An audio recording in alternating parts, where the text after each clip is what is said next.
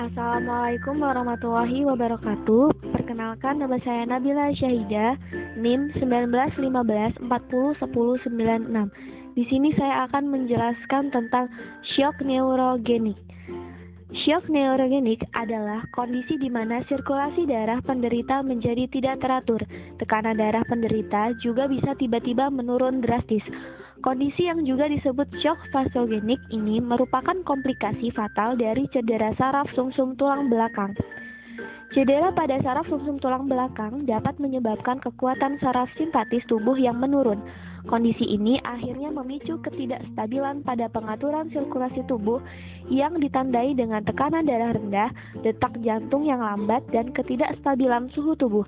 Tekanan darah yang terlalu rendah berbahaya bagi tubuh karena dapat menyebabkan darah tidak bisa mengalir secara optimal ke organ-organ tubuh, sehingga oksigen dan nutrisi tidak bisa dihantarkan dengan baik.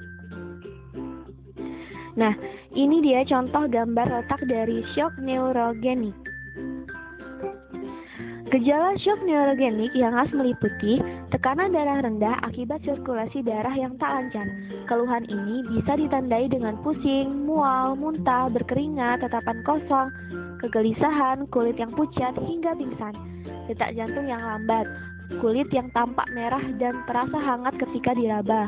Pada kasus shock neurogenik yang lebih parah, gejala-gejala yang muncul bisa berupa ada nyeri dada, kesulitan bernafas, kelemahan yang disebabkan oleh sirkulasi darah yang tidak teratur, hipotermia atau penurunan suhu tubuh, sianosis atau perubahan warna bibir dan jari yang membiru.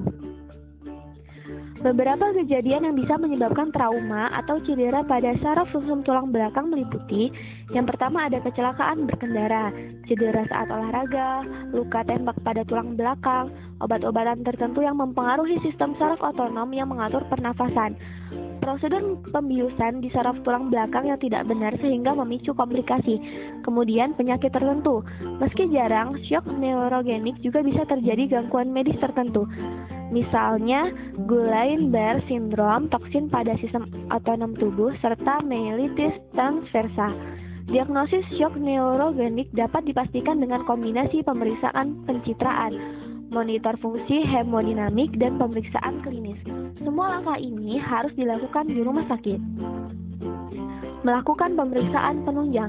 CT scan bertujuan membantu dalam proses diagnosis tingkat keparahan cedera saraf tulang belakang, perdarahan dalam tubuh, atau kerusakan pada bagian tubuh lainnya.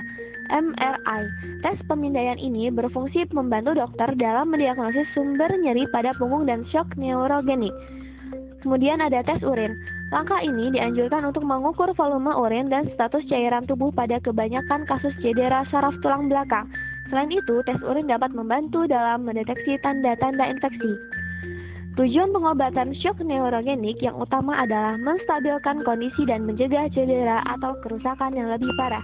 Berikut langkah penanganan yang biasanya dilakukan oleh dokter. Yang pertama, membatasi pergerakan tubuh penderita. Langkah ini berguna untuk mencegah kerusakan lebih lanjut. Contohnya, memasang kalernik pada leher Anda agar cedera saraf tulang belakang tidak bertambah parah. Kemudian, memberikan cairan melalui infus. Dokter bisa memberikan cairan melalui infus untuk mengendalikan tekanan darah agar tetap dalam batas normal. Kemudian memberikan obat-obatan. Jika tekanan darah penderita terlalu rendah, dokter akan memberikan obat golongan vasopresor. Obat berfungsi menyempitkan diameter pembuluh darah dan meningkatkan tekanan darah. Beberapa contoh meliputi norepinefrin, epinefrin, dopamin, serta vasopresin. Shock neurogenik paling sering terjadi karena cedera saraf tulang belakang. Anda bisa mencegah cedera dengan beberapa cara di bawah ini. Berhati-hati dalam berkendara, misalnya selalu memakai sabuk pengaman ketika naik mobil dan memakai helm saat mengendarai sepeda maupun sepeda motor. Kemudian berhati-hati agar tidak terjatuh, seperti menggunakan pegangan tangan saat menaiki tangga.